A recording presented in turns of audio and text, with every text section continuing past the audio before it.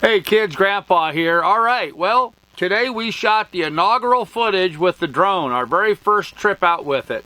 And I got to admit, it was really cool. I got some really nice footage, as you're going to see here. I did get a little crazy in the controls a little bit, trying to figure out how to fly the thing. And towards the end, I got pretty good at it and actually had some fun chasing the dog, which you're going to see. And the best thing is, I made it back safely. I didn't crash the drone, so we made it past its first day, which was kind of a worry in the back of my mind. You know, I watch all these YouTube videos, and you see these guys go out with their new drones and crash it immediately. So I was glad to see that I was able to take off and fly around a little bit and land and not crash into anything. So that was pretty darn cool. Anyhow, let's go ahead and check out the footage.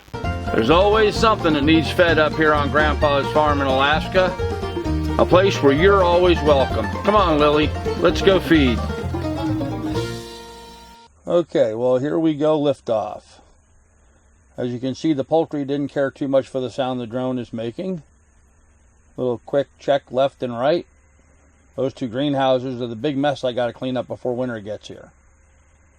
There's the old house foundation, and off to the left there, that's the outlaws' cabin. That's going to be moving here in the next couple days. Thank God, they're finally going to leave. Anyhow, I'm just trying to get a feel for the controls and being very careful not to run into any trees or anything. So try going forward a little bit. Turn a little bit to the right. There's my cabin there in the bottom left. You can kind of see the chicken coop and outhouse there to the left, and then right straight in front of us is the pig building without a roof, although they've got a little structure inside of that. There's my excursion. You can see the feed barrels. You can see the area where my little compost area. There I am in the driveway. Alright, let's see if we can get control of this sucker and start having some fun. Here I tilt the camera down a little bit. And there's Miss Lily, always wanting to play.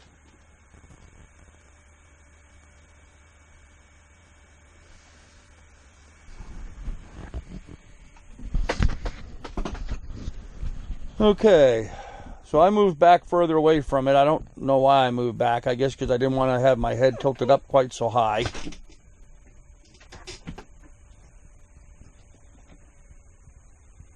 And let's see if we can take the elevation up even higher now. Quiet.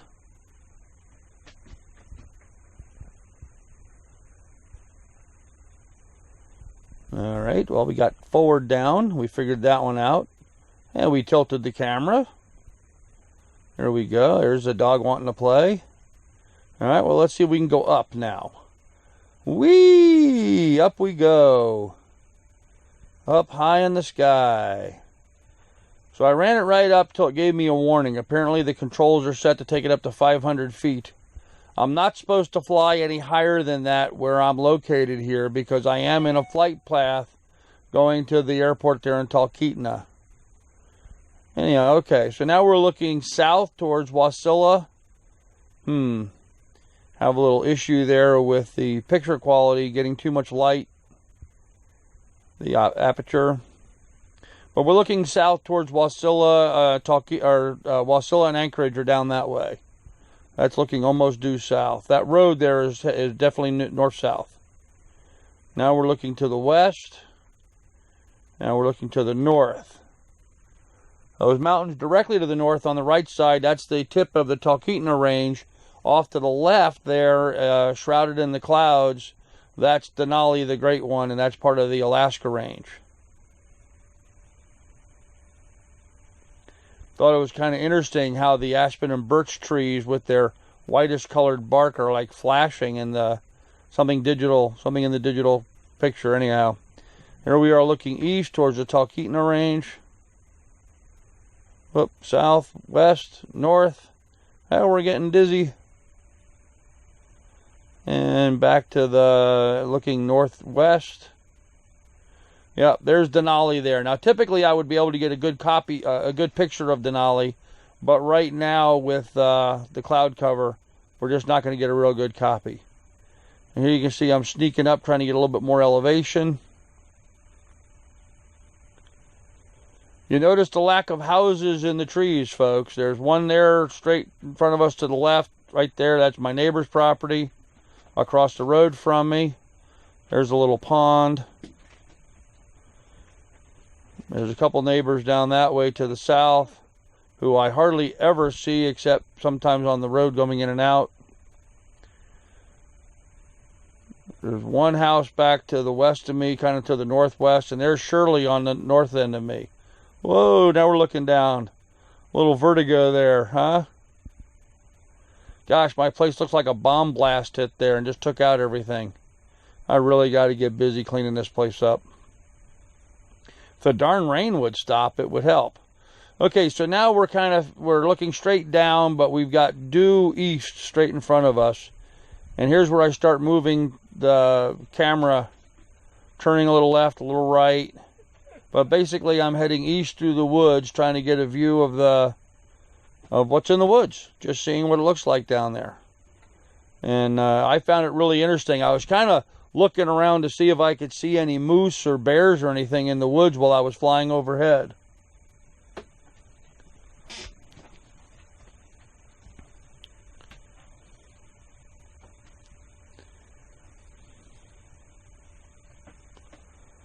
Now the really light colored trees, those are the aspen. And the dark green colored trees, those are the spruce. And the other greenish looking trees that aren't spruce are birch trees. We're right in the middle of fall color change now. So it's kind of easy to identify the trees by their color. The aspens are already turning first. The birches will go right after them, and of course the spruce never do change color. It'll be interesting to get another perspective of this wintertime once there's snow on the ground, because it'll be a completely different perspective. And this was taken pretty early in the morning. You can see the shadow. Whoa, go around circles. You can see the shadow lines from the trees. The sun is well to the south.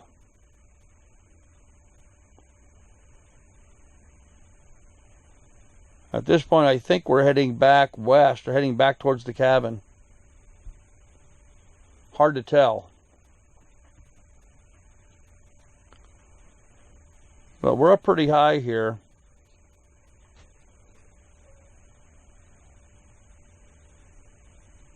In fact, I went so far south on the property, I couldn't hear the sound of the motors anymore. I couldn't hear the rotor going.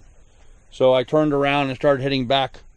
I thought that was far enough away, and later on it brought up a program that told me the flight path, and apparently I was about 3,500 feet south of where I was, or so it claimed. Oh, I don't know. Maybe the total flight went 3,500 feet.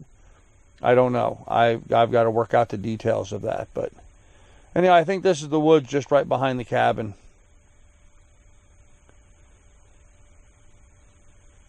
But what a nice, steady camera platform. Look how smooth. Yeah, there's the cabin.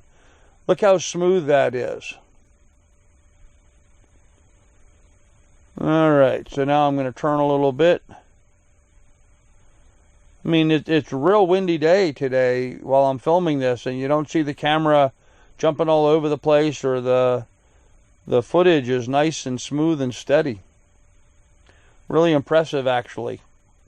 This is a DJI Phantom 4. That's the drone that we're using, a DJI Phantom 4. All right, so time to drop back down in.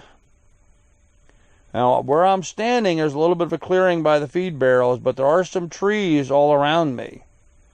In fact, I'm kind of coming down right on top of a tree here, so I'm going to have to make a little of adjustment. Get my angle correct. Go forward. There we go. Come down a little more. Yeah, go forward a bit more. There we go, and down. Woo! All right. Yeah, it was right about here where I started thinking that Miss Lilly was having a little fun with the camera. I decided to have a little fun with the dog. She was excited about seeing it come back, and I thought it'd be good practice for me to see how well I could control it.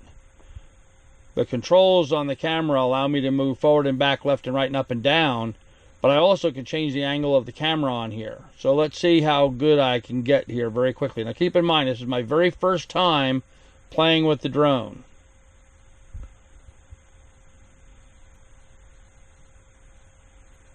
And I'm really impressed at how intuitive the controls were for me. It was really easy for me to fly. There she goes off to do a boot scooting boogie. Something that she just likes to do. She just drops her butt and goes tearing around the place. Just run as fast as she can. There she goes.